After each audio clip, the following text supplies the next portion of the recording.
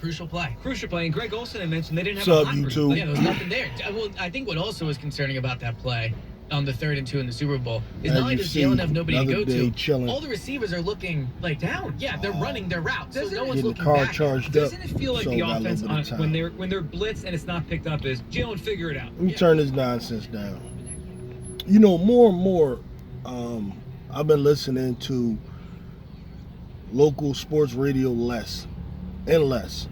You know, and the reason being is I'm starting to get a little tired of their tendencies. You know, so predictable, so corny. You know, with their angles and their incoherences and inconsistencies. It reminds me kind of just sports, and in particular the NFL fandom in general. Really makes you wonder, you know, what's up with people, man.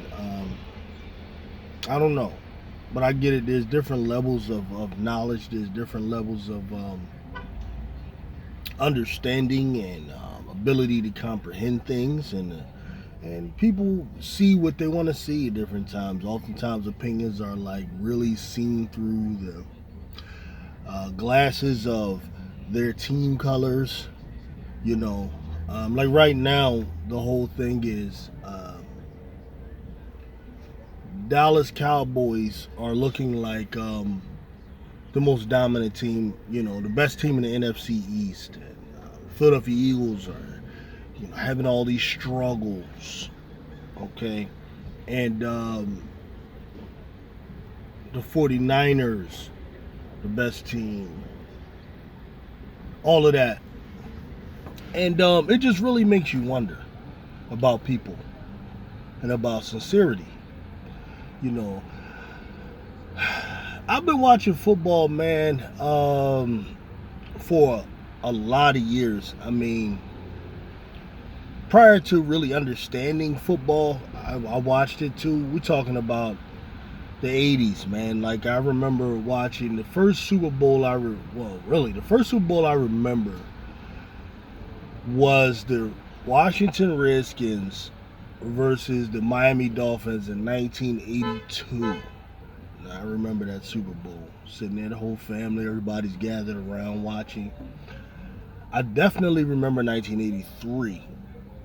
I remember back then my favorite players were the running backs. Love running plays. I remember Little League wanting to play running back. So I watched a lot of football.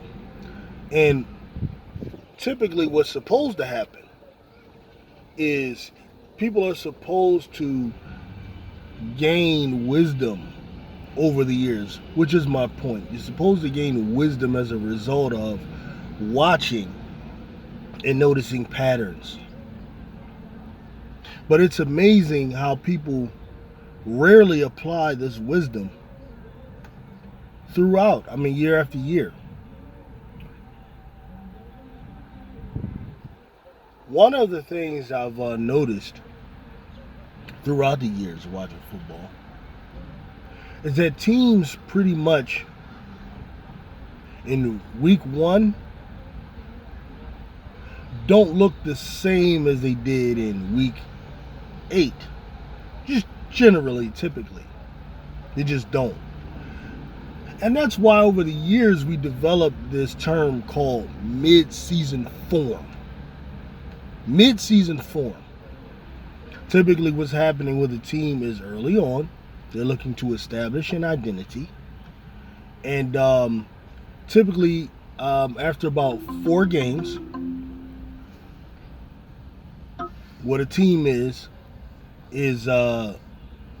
more known about than what they are previously. So when you play them, what opponents typically do is they look at about 4 games of tape to see both offensive and defensive tendencies. And then you have a better understanding what the team is. So typically around week 5, 6, and so on, teams, coaching staffs, units all of them are much more prepared for their opponent. This is on both sides of the ball, on offense and defense, than they are later. This is despite whether or not, they come out in week one and they seem like they're in such, dominant form and everything, right? Because sometimes that can happen. You come out week one and just be completely dominant. Okay, I recall a Chip Kelly team, week one, against the Washington Redskins back in, had to be 2013 maybe? Coming out and putting up 40-some-odd points. Okay? I remember a Steve Spurrier-led Washington team coming out putting, if I'm not mistaken, 50 points in week one.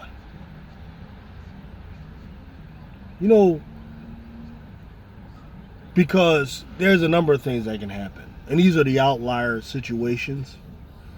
But what I've learned over the years is that you don't overreact to week one. You don't overreact.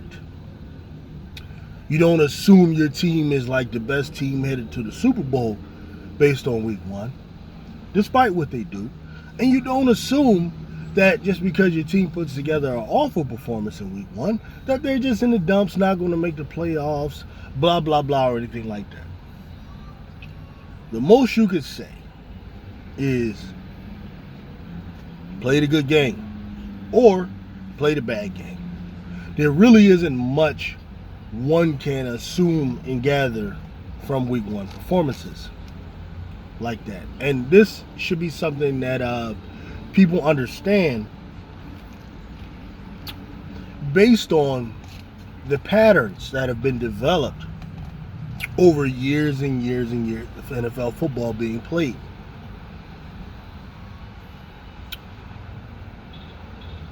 But despite this, people still overreact. Now, as far as like trolls and people like that who are not really about the football, despite those trolls who aren't really about the football or about the basketball or whatever it is, you see, trolls are just about attempting to get under your skin, under the skin of, whoever they're trolling. They're not really about facts. They're not really about objectivity or anything like that. It's just, I'm going to mock you, right? Like the prime example are fans of NFC East teams like the Giants, for example, are good for this, and of course, King trolls, the Dallas Cowboy fans, are good for this. Giants fans can get mollywopped by the Eagles twice a year by an average of 30 points per game and still bring up the fact that the franchise as a franchise has 4 Super Bowls and our franchise 1 Super Bowl. Now, when you counter this with the fact that, okay, well, the NFL has been around prior to just the Super Bowl era, and the Eagle Giant, because Cowboys are just Johnny-come-lately team, but the Eagle Cowboys rivalry goes back to, the 1930s, okay? There's plenty of times where the Eagles won NFL championships and mollywopped the Giants at times. Famous picture of Frank Gifford, over Chuck Bednarik. Right, so the Philadelphia Eagles had won NFL championships. I believe it's either 2 or 3 of them, 2 in the 40s, 1 in 1960, right?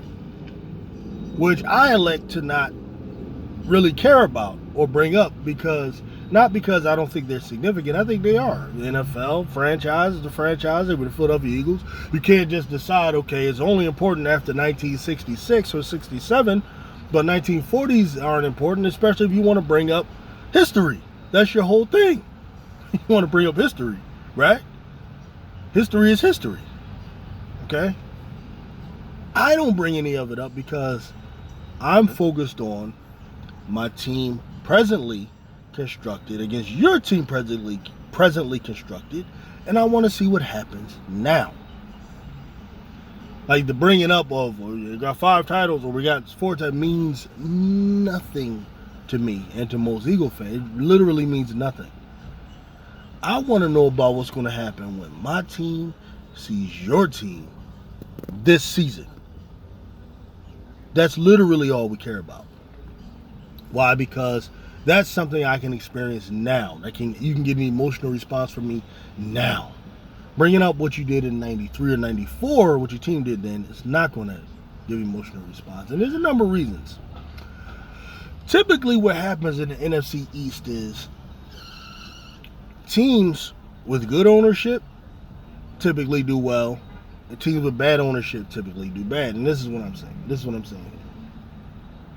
The Philadelphia Eagles were a great team in the 1940s because they had good ownership. Burt Bell and them, they had good ownership. The Giants, I'm not too sure about the history. I didn't study. Okay? Cowboys, like I said, didn't exist. Then in the 50s, the ownership, you start losing some of the players you had. They ain't had a great the Dutchman, the quarterback that we had, Van Brocklin and Van Buren, those guys retire, so you got to rebuild. This is naturally what happens. So the Eagles had rebuilt a team in the 60s, won a championship then. Let's see, 1960. Then comes the late 60s and the 70s where the Eagles have horrible ownership. Then comes the 80s where you had even the worse ownership. These guys don't know how to draft. These guys don't know how to put coaches together. They don't know how to do anything. So the Eagles had this whole... Once the Super Bowl era came about, the Eagles were under horrible ownership at the time. And because of that, there was a lot of losing. Okay? For a team that had championships, traditional-wise. Like, older people who were in the 60s who remember the 40s or in the 70s themselves remember the 40s, remember 1960, they were upset. So that's why you had an upset fan base. Basically, what the Eagles went through during the years when Dallas was going to championship games every year in the 70s, right? Because Dallas weren't really good into the 70s. I mean, it came about, I think, 1960s, something like that. They were nothing until the 70s came about, okay, where they had great ownership and they had great coaching under the legendary Tom Landry. And Tom Landry, was inventing offenses. He was countering. He was the guy that was actually able to counter Lombardi's run to daylight offense, right? He countered it with the great 4-3 defense. All of this was going on. So because the Dallas Cowboys had better ownership, better leadership, they were whipping the Eagles' ass. We're talking about in the 70s. They had a hell of an era there where they ended up with 2 Super Bowls. I think they went to a couple others that they lost, but they won 2 Super Bowls in that era. The Eagles were under the bad ownership and not. Then the Eagles were under the worst ownership ever, the Norman Braman in the 80s. We were fortunate to, before we go to him, we did have a one run with Dick Vermeil, that one great hire who turned the organization around, got to a Super Bowl, got to the playoffs regularly, okay, but was unable to cash in, win the Super Bowl. Bit of an error. Then you had Norman Braman, who was the worst. But he did make the great hire, Buddy Ryan, who really turned the team around since Dick Vermeil. And we had a good little run there with Buddy Ryan. Great defense. Randall Cunningham, the most exciting player in the league for his time. And we were able to at least have some respect around the year, the league. But it was around this time, or shortly after this time, that the Dallas Cowboys ownership changed to Jerry Jones. Jerry Jerry Jones, who it's hard to categorize his ownership because on one hand, he came out with a spark and a bang because he did the one thing that an owner has to do. Hire the right GM, hire the right coaches. And he hired Jimmy Johnson. Jimmy Johnson, who I think, had he stayed in Dallas, would be what we think Bill Belichick is. You know, that's what Jimmy Johnson would probably be. Had Jerry Jones not stupidly fired him out of ego. But Jimmy Johnson had built something that lasted a little bit after he left. That's how good what he built was. The moves he made, I don't want to go into detail. But he was able to get 3 Super Bowls out of it and be considered the team of the 90s, at least the early 90s. Right, there were other teams that get challenged like Denver and so on, but they won the most rings out of the 90s. But it was during this time, towards the end of that Dallas run, or smack dab in the middle of the Dallas run, that Norman Braman sold the Eagles to Jeffrey Lurie. Now, right now, the Philadelphia Eagles are going through a period of the best ownership that they've had since the 1940s. Jeffrey Lurie is a great owner. Unfortunately, even a great owner isn't perfect, and that's why the Philadelphia Eagles have 1 Super Bowl win under Jeffrey Lurie, where they should have at least 3 or 4.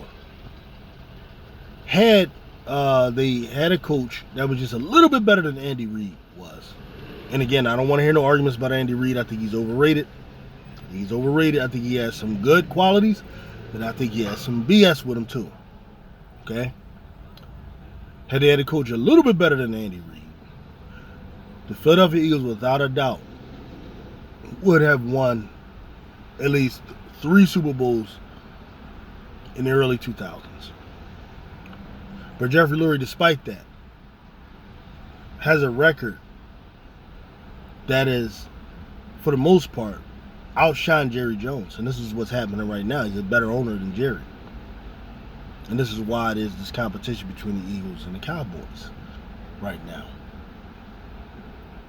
And what matters right now, you jokers, is the team we got right now versus the team you got right now. Right now, you think you have the better team. I don't agree with that. But what I will say is, I believe right now what's happening is the Philadelphia Eagles have the better offensive-minded coach, whereas the Dallas Cowboys have the better defensive coordinator. Right now what's happening with the Eagles is we're going through a period of being in love with Vic Fangio's system. And what I fear is, by the time they figure out that Vic Fangio's system ain't it, it may be too late. That might happen. Whereas the Dallas Cowboys, Jerry Jones smartly went with Dan Quinn. Dan Quinn, who was the architect of the Legion of Boom, which for me should have been done. The Philadelphia Eagles are in denial of what they should be doing. The defensive coach the Philadelphia Eagles should have is Rex Ryan. That's what they need to understand. The defensive coordinator that the Philadelphia Eagles should have is Rex Ryan. And if not Rex Ryan, then you should have the guy Steve Spagnuolo. And if you gave either one of those guys that talent that this defense has to go along with this offense that we're running, which is a cutting-edge offense with a cutting-edge quarterback, but they do need to stop running as much, you would have the perfect team. And I know this video is longer than I normally make, so I'm going to cut it short right now. But yeah, go ahead, keep being happy, Cowboys. The fall is inevitable. We got 16 more games to go. And we're going to show y'all something Thursday night. Peace.